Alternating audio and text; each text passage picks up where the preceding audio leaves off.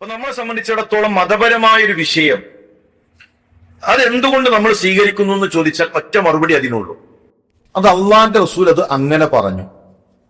ചില ആളുകൾ പറയും കള്ളു കുടിക്കാൻ പാടില്ല. എന്തുകൊണ്ട്? കള്ളു കുടിച്ചാൽ ഇന്ന പ്രശ്നങ്ങൾ ഉണ്ടാകും, ഒരാളുടെ ബുദ്ധി മറയും, അയാൾ പിന്നെ ഉമ്മയാരാണെന്ന് തിരിച്ചറിയില്ല, ഉപ്പാരാണെന്ന് തിരിച്ചറിയില്ല, പെങ്ങളാരാണെന്ന് തിരിച്ചറിയില്ല, കത്തിയോണ്ട് കുത്തും, അങ്ങനെ ഇത്ര പിന്നെ കേസുകൾ ഈ വർഷത്തിൽ ഉണ്ടായിട്ടുണ്ട്. ഇതുകൊണ്ടൊന്നുമല്ല കള്ള് ഹറാം. നമ്മൾ മുസ്ലിമിനെ സംബന്ധിച്ചിടത്തോളം ഇതുകൊണ്ടൊന്നുമല്ല കള്ളവന് ഒഴിവാക്കിയിട്ടുള്ളത്. കള്ളിന് എത്ര പരിശുദ്ധമായ സാധനമാണെങ്കിലും മുസ്ലിമിനെ സംബന്ധിച്ചിടത്തോളം ആ കള്ളവന് നിഷിദ്ധമാണ്. അതിനൊറ്റ കാരണമേ ഉള്ളൂ, അള്ളാന്റെ റസൂൽ അത് കഴിക്കരുത് എന്ന് പറയും. അള്ളാഹുവിന്റെ റസൂൽ സല്ലല്ലാഹു അലൈഹി വസല്ലം അത് പാടില്ല എന്ന് പറഞ്ഞു എന്നതല്ലാത്ത വേറൊരു കാരണം കള്ളു കുടിക്കാത്തതിൽ മുസ്ലിമിനില്ല. പന്നിമാംസം കഴിക്കരുത്. എന്തേ കാരണം?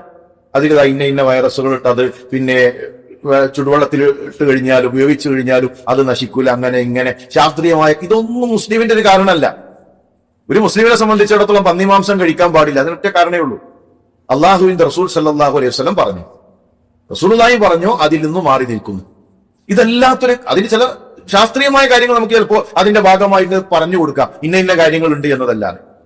മറിച്ച് ഇത് പാടില്ല എന്നതുകൊണ്ട് അതിനൊറ്റ കാരണമേ ഉള്ളൂ, അള്ളാഹുവിന്റെ റസൂൽ സല്ലല്ലാഹു അലൈഹി വസല്ലം പറഞ്ഞു. സ്വർണം പെണ്ണിനത് അനുവദിച്ചു, ആണിന് പാടില്ല. എന്തേ കാരണം?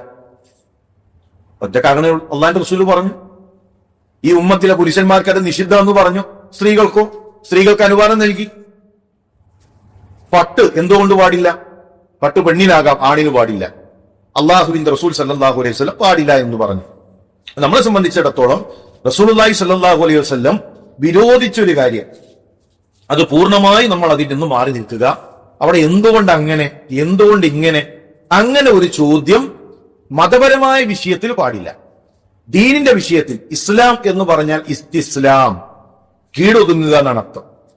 ഇസ്ലാം ഇസ്തിസ്ലാം, കീഴൊതുങ്ങുക എന്ന് പറഞ്ഞാൽ വഹീന് ഞാൻ കീഴൊതുങ്ങി.